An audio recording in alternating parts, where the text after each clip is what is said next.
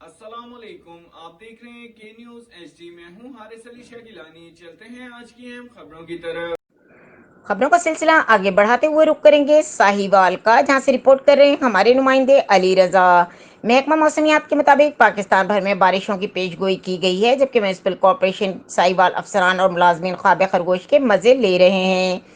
साहिवाल भर में कोट खादिम अली शाह, आबिद कॉलोनी, नब्बे नोएल, मुस्लिम बिन अकील कॉलोनी, भुट्टो नगर, 82 6R और दीगर इलाकों में जगह जगह सीवरेज लाइन बंद है, जिसकी वजह से शहर भर में जगह जगह गंदा पानी जमा है।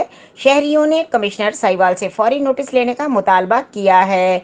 जराये से मालूम हुआ है कि बल्दिया मुलाजमीन सरकारी तनख्वाह लेकर मुलाजमत DHQ टीचिंग अस्पताल में HS के नाम से कंपनी है, जिसकी करता धरता बल्दिया के अफसरान है। मुलाजमीन को तनख्वाह तो सरकारी देते हैं, जबकि काम प्राइवेट लिया जाता है। कमिश्नर साहिवाल से गुजारिश है कि वो फिलफौर इस पर नोटिस लें, ताकि मुलाजमीन शहर की सफाई सुथराई करें। जेर नज़र देखने जाने वाला मंजर government girls Islamia high school का है, जहां पर 12वीं जमात के इम्तहानात के लिए तालबात आती हैं। उन्होंने के न्यूज़ से बात करते हुए बताया कि यहाँ पर कई रोज से गटरों का गंदा पानी खड़ा है, जिसकी वजह से हमें आने जाने वाले में बहुत मुश्किलात का सामना है। आला अफसरान इस पर फौरी नोटिस लें। मजीद खबरों और अपडेट्स के लिए हमारे साथ रहिएगा। तब तक के लिए अपना ख्याल रखिएगा। अल्लाह हाफिज।